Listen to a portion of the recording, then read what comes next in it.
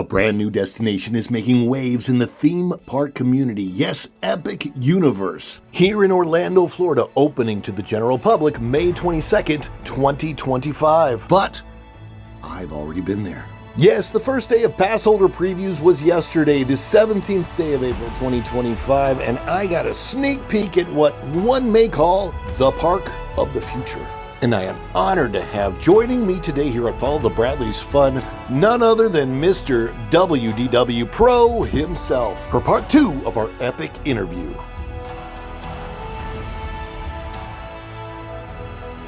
Folks, before we dive into this epic discussion with you, the greatest audience on YouTube that we love, that we like, we hope that you would do us the kind favor to like this video down below. Before we go on with the show with WDW Pro. Thank you for joining us so much today on Follow the Bradley's Fun, where I'm so excited to have as my guest, which is so wild, Mr. WDW Pro himself. How are you today, Pro?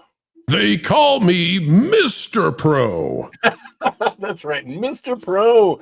If you've seen it already, we started this conversation on the WDW Pro channel. It is a conversation about the brand new, very exciting theme park here in Orlando, Florida, Epic Universe, probably the theme park of theme parks. I think it will be the #1 theme park in the world shortly, and this conversation may help you understand why.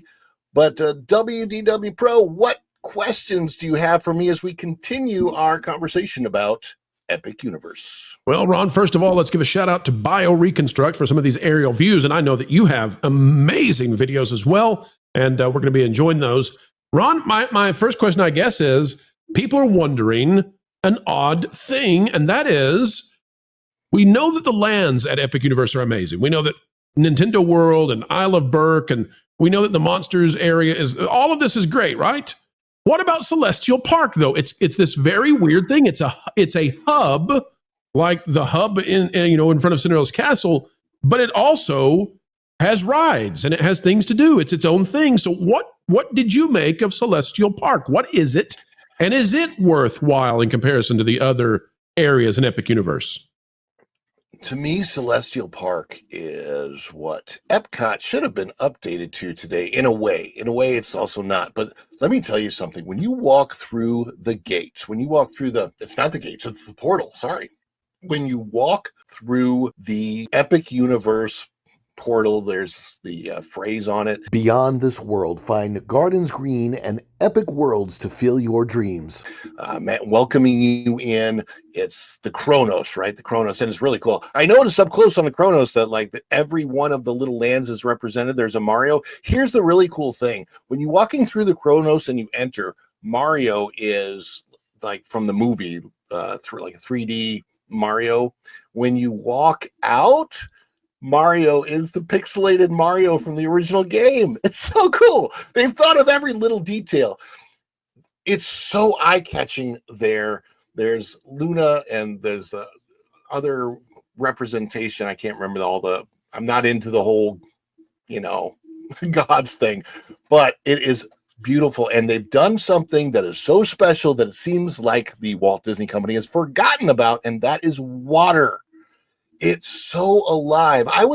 When I was leaving, I was talking to a team member about that, and he agreed with me of how alive the water makes the park. There's water all through. So from the time you walk in, you see a stream and it trickles down. It goes past the carousel. It goes into the water feature in front of Helios. And by the way, if you think seeing the castle is magical when you're walking into Main Street, when you see Helios, the hotel on the other side of that water feature, it will blow you away. I've never had something blow me away like that before. If you've been to Vegas, maybe you've seen the Bellagio, something like that. This is better than that fountain that's in front of the Bellagio. Bigger? Ron, is it bigger than the Bellagio fountains? It's a different shape. The Bellagio fountains kind of have that like wide U shape, so that's all width. This one is depth and it's round, and the fountains dance in a very different way. There's an incredible show at nighttime. Actually, they do the show during the day too.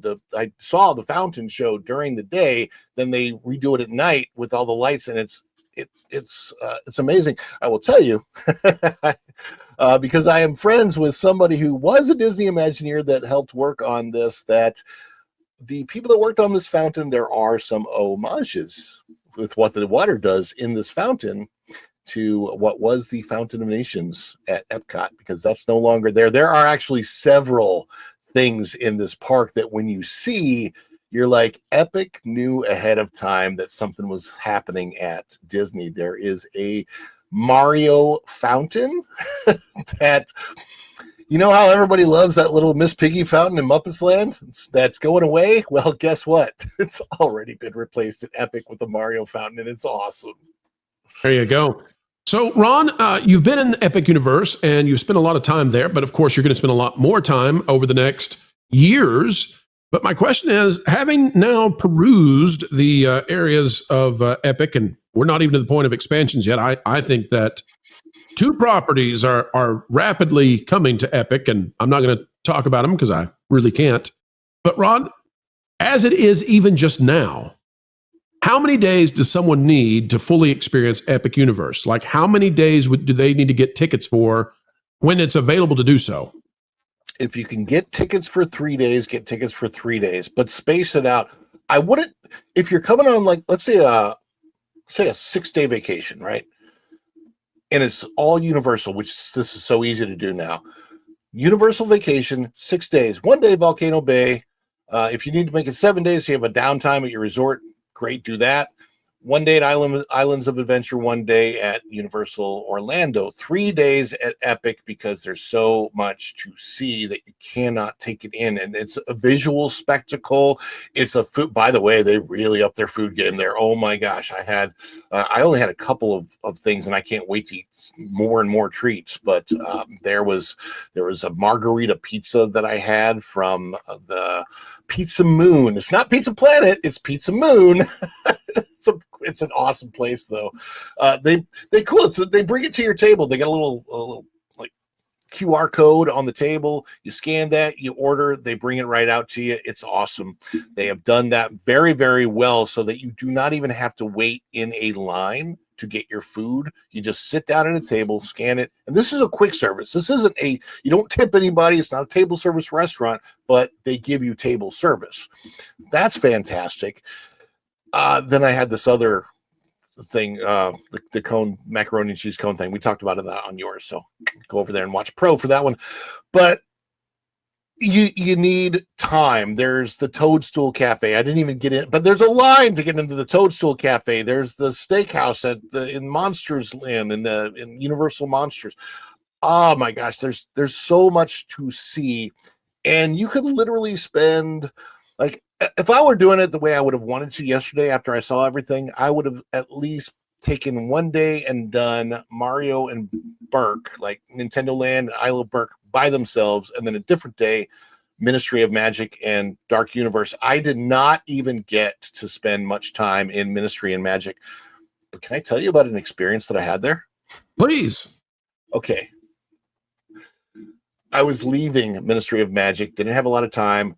I wanted to get to Darkmoor, the Dark Universe, be like right as twilight was hitting. The sun was going down. I think it was around 8:30. The park closed at 9 o'clock, and I wanted to get both rides in at Dark Universe.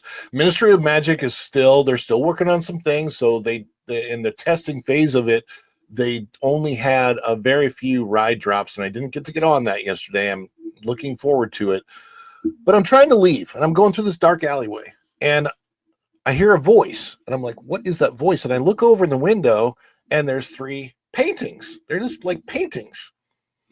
And this lady in the painting, she starts to talk to me. And I'm like, this has got to be like some it's a pre-recorded thing. I just happen to hit here at the right time. Then he addressed who I was, what I was wearing, the guy I was with, hanging out, and all of a sudden the paintings are talking to me. We're having a conversation. We're interacting, and I'm like freaking out the whole time. This is the craziest thing I've ever seen in a theme park. Paintings are talking to me. Ron, was this through AI? Was this were people actually doing this behind the scenes? Like, how did they do it? I have some actor has to be somewhere looking at you and seeing what's going on, which I got to think if you're the actor, that's not going to be the easiest job, because if you're in a dark alley and there's not a lot of people going down there because there's nothing to see, they might just be hanging out a lot of the time. I don't know where they are. I have no idea where they are. But it was whatever technology they use, it feels like a painting is talking to you and directly. What'd you talk about with them? What'd you talk about, Ron? You talk about your latest stocks and how it's going on Wall Street. They're like, how was your day? What did you do? They said, I said, well, let's see. I rode a dragon, and then this other painting chimes in. And goes, oh no, only the bravest of soldiers can ride a dragon. It was this painting of like a knight on the other side. I thought only the woman. It was like a painting of a witch lady from Harry Potter or whatever. I thought only she was going to talk to me. No, there were 3 paintings that started interacting with each other and with me, and it was absolutely nuts. I think it should be in my vlog. I believe I recorded that one. So, wow, it was, I was so blown away, because that, to me, is theme park magic. It's the little things that matter. And by the way, in this part, when you walk into Ministry of Magic, nothing else. You can't. There are no sightlines. But I want to say something about sightlines, though, because when you walk into Darkmoor and you look back, you can see Helios, right? Over the Darkmoor. But they've done it in such a way, and this is what's really cool, is that Helios looks like this place you'd love to be on the outside of Dark Universe, of Darkmoor, but like you can't get to it. Like, oh my gosh, I have left something great. What the heck did I do? How did I end up in this Darkmoor, this scary land? It's amazing what they did. Absolutely. So we talked before about influencers. If you can sit there and talk with Harry Potter pictures, and that's just part of the fun. Listen, I mean, you thought that talking to Donkey or talking to the Grinch at Christmas, you thought that was YouTube gold. Wait till these people can get over there and talk to these paintings. And Ron, are there other experiences like this just littered throughout the park? Is it just everywhere? They had live entertainment. There's a lot over the Isle of Burke that I think pop up. There's some that I know that they have How to Train Your Dragon characters walking around. I saw Astrid, I saw Hiccup, I saw the other Vikings that are their friends in the movie. They were walking around. They converse. They're live actors working with each other and interacting with you as the audience. People waiting in line that they're talking to. It seems like they have a lot of experiences, more to add, and they have just live entertainment bands that are playing out there, and I don't know exactly I don't know how the entertainment's going to go. I think they're going to probably test a lot of things out, mix and match and whatever. I know there's 2 main big shows, at least, if not more. There may be more. I know there's one at the Ministry of Magic, one at the Isle of Burke, and Darkmoor. So I was there. There's this creepy violinist lady who talks about the werewolf and the story of the werewolf and the full moon, and the invisible man just kind of comes out, and he's like just staring at you, silent, and of course you can see him because he's all wrapped up. He's got his clothes on and he's got his head wrapped. That was creepy. Darkmoor, and I went there at night. I did not want to see Darkmoor during the day. I waited specifically until night to see Darkmoor, and it was worth it. Monsters Unchained. I have never seen animatronics on that level in my entire life. The closest thing that Disney has is the single animatronic at the end of the Navi River cruise. The Navi. And there's like 8 of these in Monsters Unchained. No, 20. Holy cow! I didn't realize all of them were that great. That's incredible. No, they are. I don't know how many different Frankensteins there are. Frankenstein's monster you see. Also, Dr. Frankenstein, who is the granddaughter of the original Dr. Frankenstein. But there is Creature from the Black Lagoon, Phantom of the Opera, the Mummy, several mummies that will freak you out. There are some jump scares in there. It's not a harsh ride like a roller coaster or anything. It's smooth. It's somewhat like that Harry Potter ride where you're sitting on a robot arm kind of thing. But the way it moves you around, the way you see all the different bats and Igor comes to life in a way that will absolutely surprise you. And none of the videos, I have to say this, I'm going to put out a video. None of the videos that you're going to see will show you what you experience when you walk into this world, any of these worlds at Epic Universe. I would recommend, if you are planning on taking a vacation, any type of a theme park vacation in the next several years, make Epic your highest priority. Your family will want to see this. So, Ron, let's talk about then. We've had a great conversation. Of course, half of this conversation is on the Pro channel, half is here on Follow the Bradleys Fun, and it's a joy to be on your channel, by the way. I think this might be so much. time. Ron, let's talk about something that's surprising. Okay, so when people go to Epic, a lot of people they're gonna have done their research. They're gonna know a lot of things. What would you say is something that surprised you that maybe would surprise others had they not watched this video? What's something that's like, oh, this is at Epic? I did not even, what's in the small details besides the pictures that talk to you? One thing. Isle of Burke, there's a kids' play area. I didn't know there were any of those types of things at Epic Universe. The reason I'm mentioning this is because Walt Disney World is getting rid of all of their children's play areas. So, for example, Tom Sawyer's Island is a children's play area where kids can go and investigate, go into caves, and it's really, really fun. The Boneyard is maybe the last surviving one, and I think that's going away, but it's still not quite been down under construction yet. But all of the other kids' play areas they're getting rid of, except for a few really hot, yucky outdoor ones at Epcot that aren't. Folks, they're not helpful. I would tell you about the interior one that's on the west side of Epcot, but I'm afraid Disney might destroy it if I mention it. So all I'll tell you is sneak over somewhere spacious. There's a playground. Don't tell Disney; they'll destroy it. Yeah, they really are. Seem like Disney seems to be getting rid of a lot of family entertainment, family attractions, family things, and replacing it with bars. Bar. There's just bars everywhere going. The bar in the Grand Floridian lobby. You got a bar upstairs. Why would you need one in the lobby? It doesn't make any sense. At this point, I'm pretty sure half the world's alcohol consumption is occurring at Walt Disney World. It might very well be. And you have that, there are bars, there are places to drink at Epic Universe. They serve adult beverages. However, I think it's very... Hey, Ron, do they serve adult beverages? I don't know the answer to this. Do they serve adult beverages in Nintendo World? Not that I know of. I was really curious about that. I was thinking, I bet they don't, because it's based on the Mario stuff. But I didn't know, like, if Donkey Kong Country, if they would. That's interesting to me. I had never wondered that until you were talking about it. I didn't go inside Yoshi's. I'd have to look at the menu. I don't think they have that there. Pizza Moon, I believe that's where I sat down and have. They have a few like beers and stuff on the menu. Not much. Nothing wrong with it. I just thought, I wonder what Nintendo would think about it, Yeah, and Pizza Moon is like literally right out. I believe it's part of Celestial Park, but it's just outside of Nintendo World. So it would make a lot more sense that they would just keep it there and not have it in Nintendo World.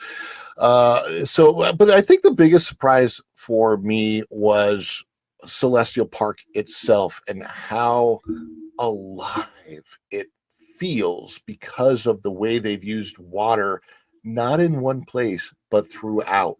There's something about water and waterfalls and little spouts going up that make a place feel alive and connected. You feel somehow connected to the earth and connected to the people around you. It's a very, for lack of a better word, inclusive feeling. I'll do you one. You tell me if I'm wrong about this, though, because I could be. It's kinetic. There's a kinetic nature to it. Very, very much so. All of Epic Universe feels alive. It feels living. It feels breathing. You don't just feel like you're you don't feel like you're at a theme park. It really doesn't even feel like a theme park, not an amusement park at all. It feels like you're in a whole other world. Now, Ron, as we get ready to wrap up our conversation, 2 parts again, folks. Check out the Pro Channel first half, and then we're in the second half here, and happy to have all of you here on Follow the Bradley's Fun. Aha, Ron, I got to take over and say that one time. Ron's like, this is not your house. What are you doing? Ron, No, do it. My last question is, there are people out there who are wondering something that I don't think has been answered yet, and that is, they think about Epcot, and they think about how big it is, and they think about how many steps it takes to get around the World Showcase, for example. And they think about Animal Kingdom, and they think about how big that is and how many steps it takes. Epic Universe is bigger. Ron, how much bigger is this place, and what would you recommend in terms of taking care of your feet? Like, do you need to wear two pairs of socks to get around this place? Like, how big is it? How long does it take to transverse? Do you feel like it's as large as Epcot and Animal Kingdom? We know it's bigger, but does it feel that way when you're inside? Oh, that is a very good question. See, Epcot is so divided because you have what used to be Future World, now divided into 3 things that, whatever, and you have World Showcase. So Epcot's always felt like 2 different parks, but this connected to me. Epic Universe feels big. I believe, and I could be wrong, but it feels like when you walk into the front of Epcot, walking to the back to where you're out of the way at Helios, the hotel, is the same distance from the front of Epic. You walk into the front of Epic, you go walk all the way through Celestial Park to the back, and you're at Helios. I believe that is about the same distance, and I could be wrong, but it feels like about the same distance as front of Epcot to American Pavilion, except at Epcot, you're going around. This would be straight through because they did a very smart thing, and you have a walking path almost straight through the park. Then the lands themselves are so huge. Mario, I don't know how to compare them to the lands that I've seen in other places because they're multi-level, multi-tiered. Like they are. I mean, I'm just trying. I have no idea. You're so immersed that it's hard to tell.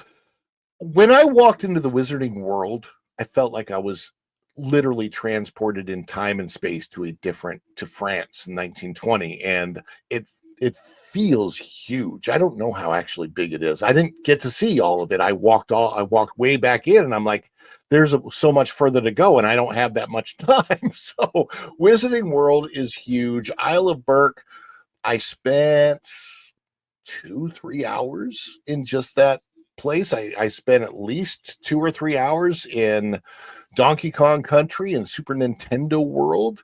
I feel like I could spend a lot more time. I could dedicate a day to the Wizarding World. Darkmoor, I wonder if Darkmoor is the smallest of the different portaled lands, but I'm not 100% sure. It's a big park. I would be prepared for walking. I would take lots of walking breaks. I was exhausted at the end of the day. And I don't normally do a 14-hour day in theme parks because I'm fortunate enough to live in Orlando, Florida, and have passes and can usually go for 3, 4, 5 hours at a time. That's typically what I'll do. But yesterday was a good experience for me as if I were a vacationer, because when you're a vacationer, you definitely want to get the most out of your park and you want to spend as much time there as you can. And I did as much as I could in a single day, and I feel like I could have easily spent 3 or 4 days and not done it all. Well, we're so thankful that you took one for the team. You know, you didn't want to have to be there all that time. You didn't want to have to be an epic, but by golly, you did it for all of us. No, folks, we kid. Ron enjoyed every minute of it, minus how loud his dogs were barking, and we're not talking about actual dogs when he got home. Yeah. I'm like, okay, I got to get in bed. That's it. That's right. Well, Ron, we're so happy that we got to do this, and thank you for hosting me on your channel for the first time ever. It's been a pleasure being over here, and I hope folks are going to subscribe. And folks, if you've got the time, if you've not yet seen the first half, well, get over there. Let's go. Let's do it. Let's have some fun over on the Pro Channel as well. Ron, I'll hand it to you for your outro. I don't know. What do you say at the end of Follow the Bradley's Fun videos? Look, we're here every day. I would recommend people watching the Daily Dish, 9:30 a.m. Monday through Friday, most of the time. I didn't do it this morning because I was exhausted, but yeah, Monday through Friday, Daily Dish, 9:30 a.m., talking pop culture, talking theme parks, talking all the things that are fun, which is why we follow the Bradley's Fun. And thank you so much, WDW Pro, for being here, for doing this, for the interview. Guys, get to Epic Universe if you can. Obviously, we would love for you to like this video down below. If you haven't yet, subscribe to the channel. And of course, do click that notifications bell, because when you click it, you stick it to the YouTube algorithm and you get notified of all of our uploads here at Follow the Bradley's Fun. I'll use Pro's line today since he's here. Keep learning, keep growing, and keep having fun. And until we see you the next time, we'll see you real soon. Bye, everybody. Ciao.